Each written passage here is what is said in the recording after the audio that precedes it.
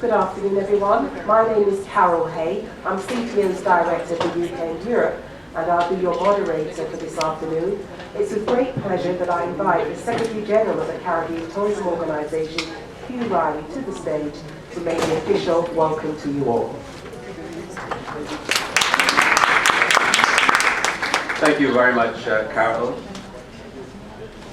Honourable Ministers, I recognise in the front row the Honourable Portia Stubbs-Smith, the Minister of Tourism for Turks and Caicos. Next to her is Minister Irene Arundel of Duck St. Martin, the Honourable Joanne Payne Horsford of Grenada, Mr. Rodney George, the Chairman of the Grenada Tourism Authority, and Mr. Rudy Grant, who is the CEO of the Grenada Tourism Authority. Just entering is Minister Jan Rogers Vanderpool of Duck St. Martin, other ministers, directors, CEOs, officials, students, our inspiring speaker, who is going to be properly introduced in a minute, our panel of judges, who will also be properly introduced in a minute, distinguished ladies and gentlemen. Welcome to what is always such an exciting part of Caribbean Week in New York. Caribbean Week is an exposition of the color and the culture and the history and the food and the rhythm and the fun and the vacation special offers of the Caribbean. It's always a delicate choreography of all kinds of moving parts. And right in the middle of it, there's this students' colloquium. There's this opportunity for the young people of the Caribbean and of Caribbean heritage to teach us a few things, to tell us about creativity, to tell us how they see us, how they see the world, how they see the tourism economy. The first thing that I really would like to say is that we are here to learn from you. The second thing is that there are only winners. The competition is intense. Somebody is going to get 1 point or 2 points more than the next person. Everyone is a winner. And I'd like, with your permission, to ask for the loudest round of applause for every contestant this evening that you possibly can muster.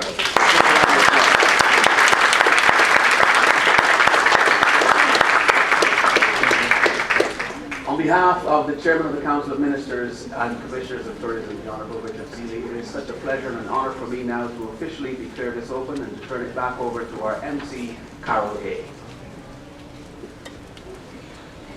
Thank you very much, Hugh. Now, it's always important that when we have our young people in our presence, we invite motivational speakers to join us and to share their wealth of knowledge and experience. So it's with great pleasure that I introduce today's motivational speaker, Joanna Geraghty. Joanna is JetBlue's Executive Vice President of Customer Experience, responsible for airports, customer support, reservations, and in-flight service, the airline's main customer-facing teams. Ms. Geraghty served as JetBlue's Executive Vice President, Chief People Officer from 2010 to 2014, and was previously the airline's Vice President and Associate General Counsel and Director of Litigation and Regulatory Affairs. She has been with the New York-based airline since 2005. Before joining JetBlue, Ms. Geraghty was a partner of the law firm of Holland & Knight in their litigation section in New York. She received her BA from the College of the Holy Cross in 1994, her Master's in International Relations from Syracuse University's Maxwell School of Citizenship and Public Affairs in 1997, and her JD from Syracuse University College of Law in 1997. So it's a great pleasure with that introduction, that powerful introduction, that I now warmly ask you to welcome Joanna to the stage so that she can share her knowledge and her experience with us, and I'm sure her humour as well. Thank you so much, and welcome, Joanna.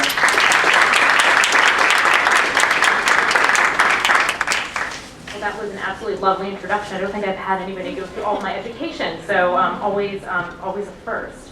Good evening, ministers, directors of tourism, and most importantly, our students that are here today.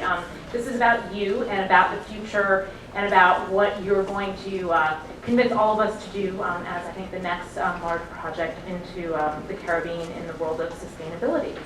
Welcome to New York City. For those who don't know, JetBlue is New York's hometown airline. We are the only airline that has its headquarters actually based in New York City. Raise your hand if you fly JetBlue. Anybody fly JetBlue? So yes, most of the room. So that's good news for us, right? We've got something going on in the Caribbean, I think. So 16 years ago, JetBlue was founded. And we had a mission of bringing humanity back to air travel. And that was about delivering a great service at a great price.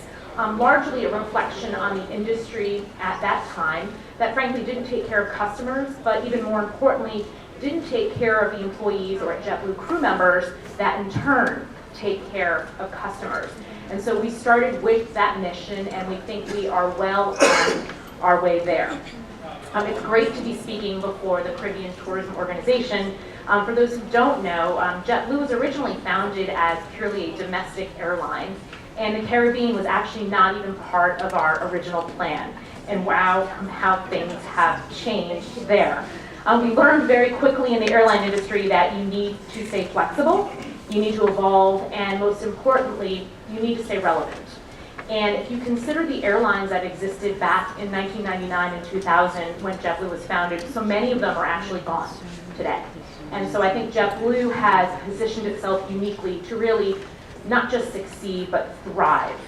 And part of that is because we evolved and realized very quickly that the Caribbean was a rich place, not just rich in terms of dollars, but a rich place culturally that we wanted our customers to see and explore.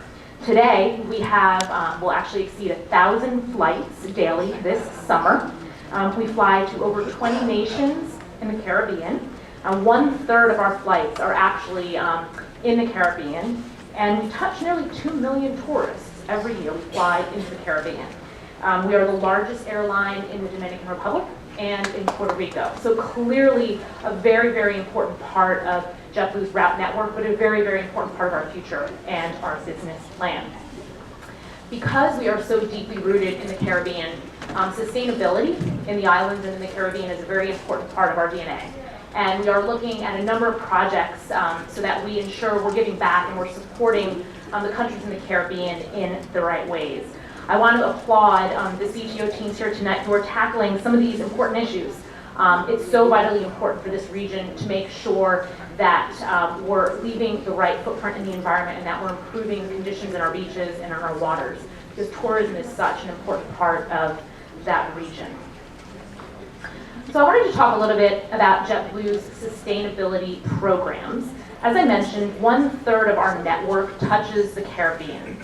And we know that communities and the economy do much better when there are clean oceans and ecosystems to support tourism in those locations. We have 3 principal areas that we are focused on at JetBlue in terms of our environmental program in the Caribbean. The first is reducing the demand for the illegal wildlife trade.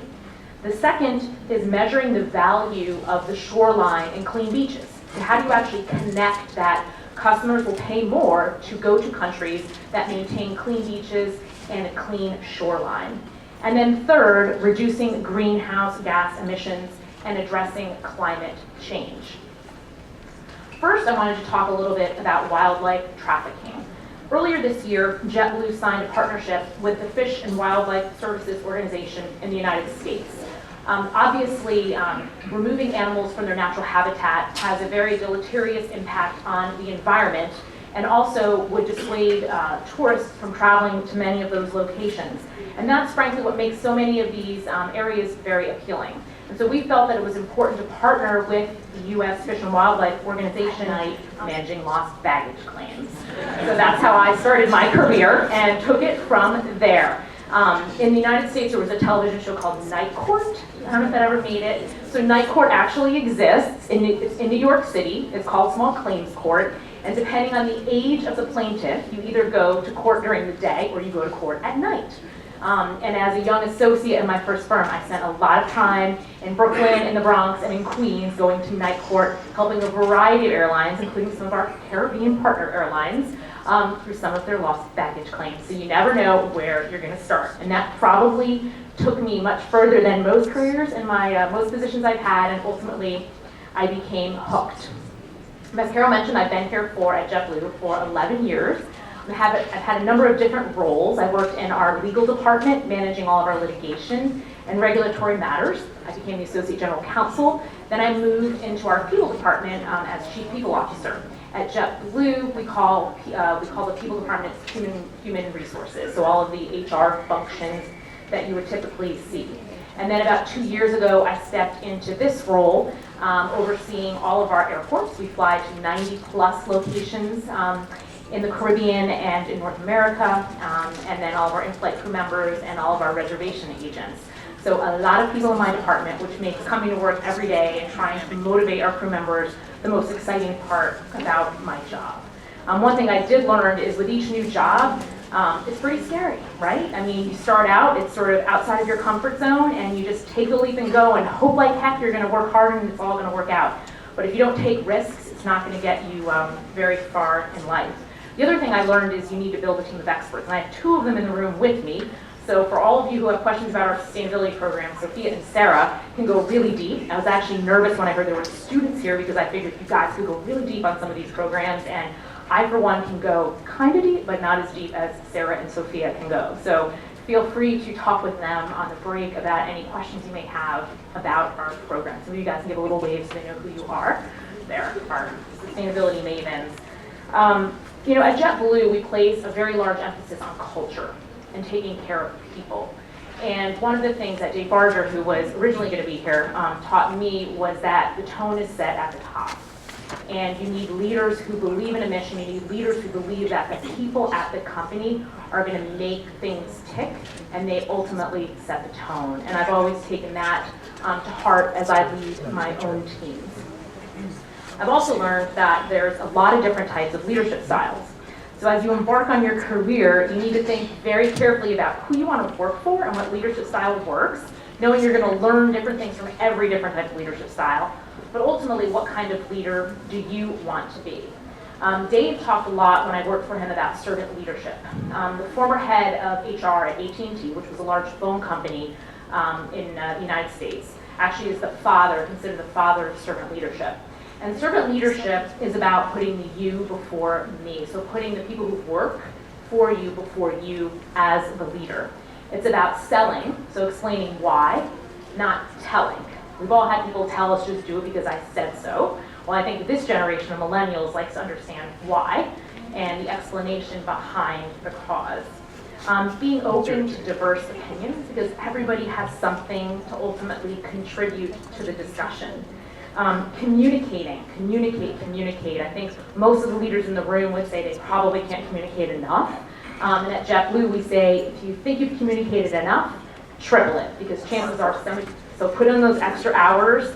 At your age and at your stage, hopefully is where you can find the time. Once you start having families and kids, it gets harder. So when you find those pockets and those moments that put in that little extra effort, make sure you do, because nobody ever succeeded because they put in an extra few hours.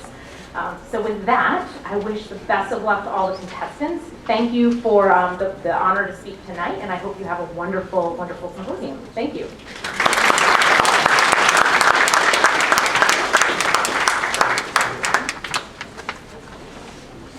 And thank you, Joanna, for taking the time to share with us.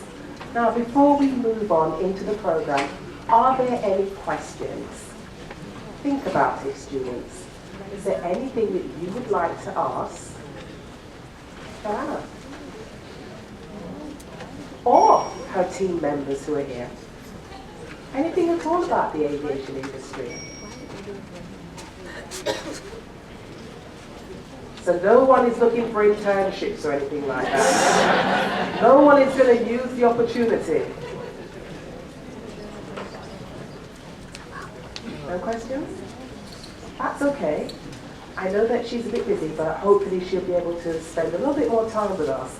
because I'm sure, like the rest of us, she really wants to see what is all of this about. So, as with age, I'll now put my glasses on. And we're here because it's all about the Students' Colloquium, now in its 6th year. This is a contest among students who are challenged to present well-researched, practical, and financially viable sustainable tourism projects. Dubbed a forum for rising stars in Caribbean tourism, it attracts students enrolled in tourism and hospitality programs, as well as other university college majors who have a passion for the Caribbean and are desirous of making a contribution to the region's development in a sustainable way. This year, teams submitted their business plans and an independent panel of judges evaluated them and chose the top finalists. And who are the judges?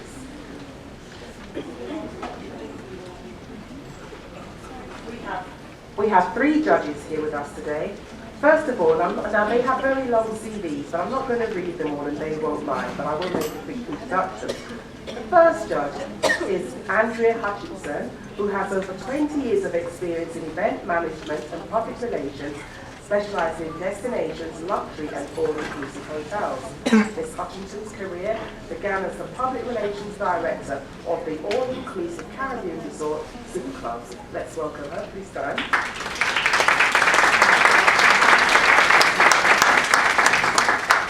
Our second judge is Dr. Robert Lee, professor and Washburn Senior Research Fellow at the School of Tourism and Hospitality Management at Temple University. Previously, he taught at the School of Hotel, Restaurant and Tourism Management at the University of South Carolina. So please, let's welcome Professor Lee. And our third judge, Mr. Hugh Hoff. Hugh Hoff began his advertising career as an art director in Madrid in 1980. For 13 years, he worked in and around the globe in Madrid, Colombia, New York, in big international advertising agencies, including Ogilvy, Gray, and JM. And he worked for big international clients, including Panasonic, and destinations such as Spain, Monaco, and Aruba. So let's also welcome Hugh Hoff. Now, very soon we're going to meet these students. But first of all, what are the judges looking for? Well, we'll just very briefly go over it so that once we get started, you can understand the criteria. So the first criteria will be the introduction and the overview, and that carries 10 points. They'll also be looking at practicality to the Caribbean region, that carries another 10 points. Marketing strategy, 15 points. Presentation, 15 points. Content, 20 points. And effectiveness of the presentation, 5 points. And that's a total of 75 points. And also, the judges will also make comments that they will share. So once presentations take place, they're not only looking for what you're going to be seeing, but also what's on paper and what's practical. So